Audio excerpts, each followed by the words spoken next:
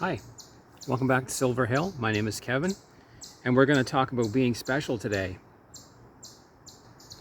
A lot of children were told that they were special, and this was done by both the education system and echoed by the parents. And what we're going to talk about in this video is whether or not considering ourselves special is good or bad. The thing about being special is it means really, technically, the word means you're better than something else. That's what special means. When it was introduced into our Western culture that everyone was special, everyone gets 5 stars out of 5 for just being, for just existing, it wasn't all wrong. But it did lead us in a different direction. What I think is causing young people and even people my age today to have not coped with what it was like to deal with the issues and problems that arise in life. So in this video, I want to make it clear that I'm not against saying to your kid, you're special. But I think it needs to be well balanced. And I think the emphasis really needs to be more on now why we're not special, in a sense.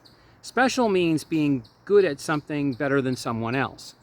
So if you're into sports and you're a great football player and you really can pass that football or kick it or whatever, and you do it better than everybody else on the team, in that team, you are special or your abilities are special regarding football.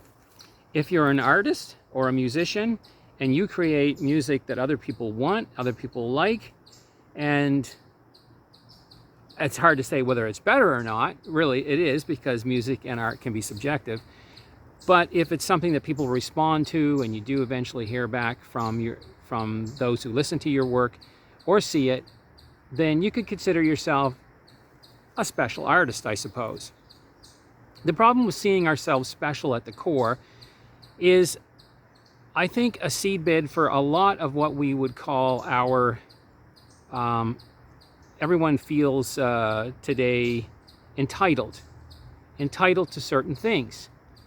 Now, this is a difficult subject because I've touched about this on UBI, Universal Basic Income, and the struggles that people are having trying to pay their bills, pay their rent, and the price of housing and all these things have been trying to be solved by basically saying there's a large mass of people, and I'm not against it because I understand, but they're saying UBI is the answer. Now, this video isn't about UBI, but it can be argued that every human deserves shelter, and they deserve food and basic medical care and things like that.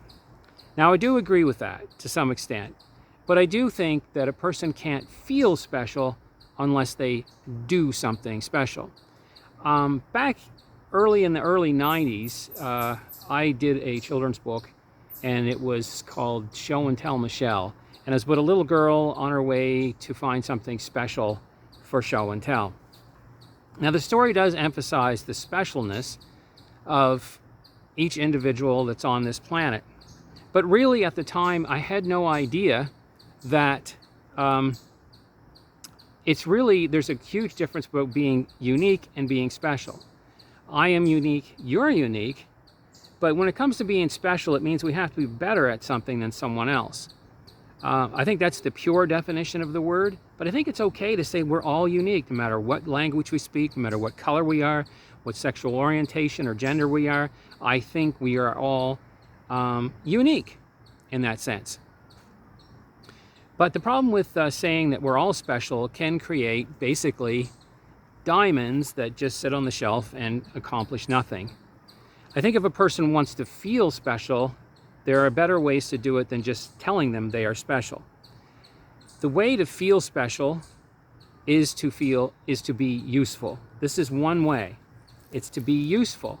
If you're useful in your community and useful in society, then you can feel a certain pride in that work, and that will make you feel special.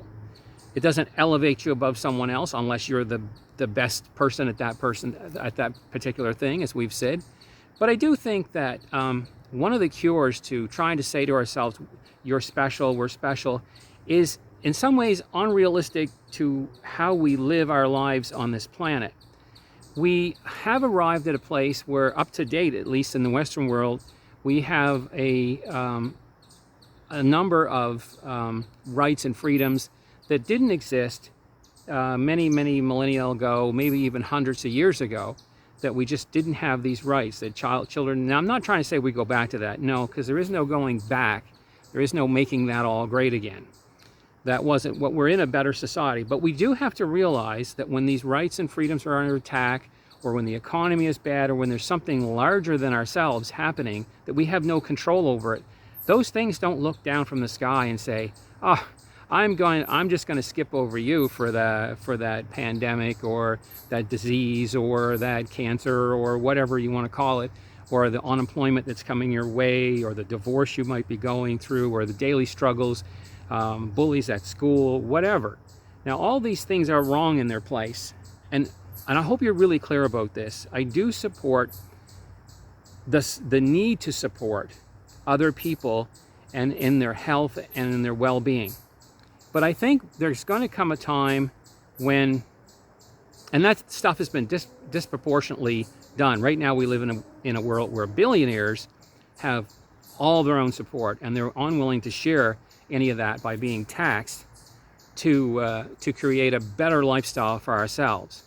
And the problem with, say, for example, going on universal basic income, where everybody just gets a check in the mail or in a month, perhaps it would be better to have it all in one lump sum, because it might actually elevate some people, like they could go out and buy a car, therefore they can go get a job or a bicycle or whatever.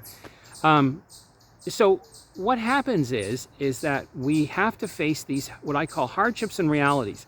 It's kind of like when you go survival camping.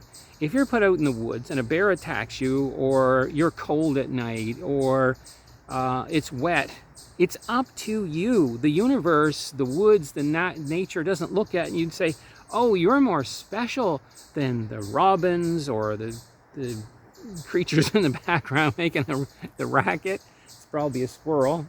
They know I'm here, so they're just like, ah. Anyways, nature doesn't treat anything special. That thing itself has to find a way of surviving. Yes, it's a little different. It's a little different. There's a difference between being a squirrel or being a bird or a dog or whatever than being a human. Yes, there is a bit of a difference there. And but I think it's better for us to have the attitude of being useful in our society. If we feel useful, if we do something that makes us feel useful, then we are going to feel special, as I said before. And another thing too is that when it really comes push to shove, it's really up to you. No one comes to save you. It's like if you're lost in the woods, the forest doesn't say, hey, he's special, let's not freeze him to death tonight. It's up to you to find a way of finding cover, a way of letting people know where you are, a visible way, a way of getting out of the wet and the rain, perhaps building a fire, finding something to eat. That all comes back to you. Your survival will be dependent on you.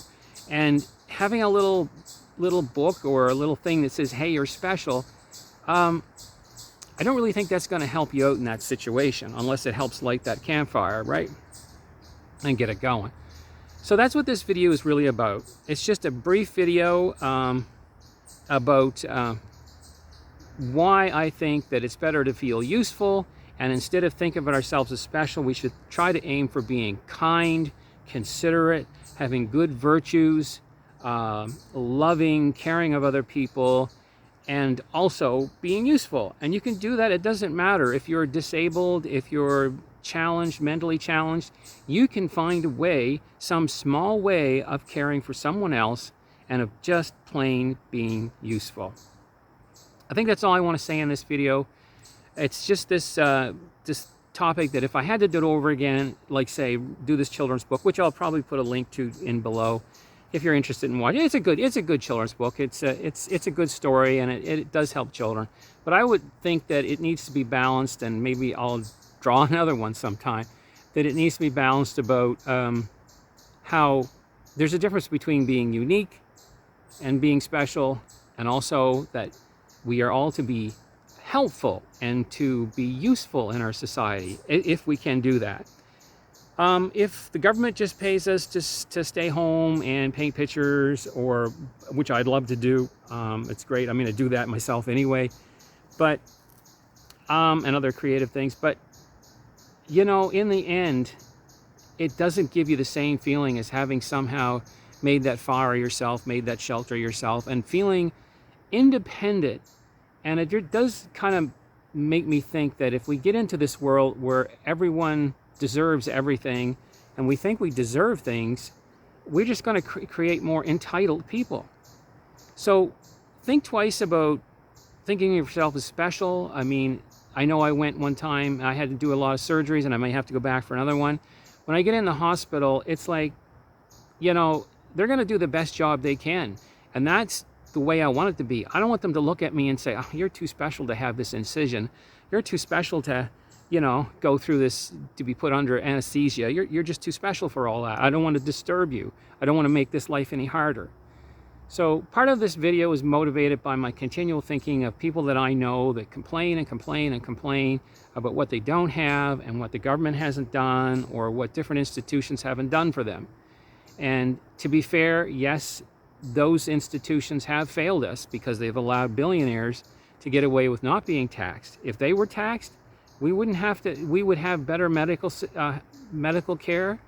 That would already be taken care of, like free medical care, good free medical care, and the roads would be better, transportation would be better, so we could get to and from jobs. All these things would make it overall better for us if billionaires were taxed.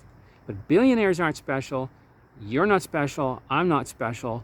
We're all unique. Let's see what we can do to make this world a better place. Thanks for watching. We'll see you in the next video. Have a good one.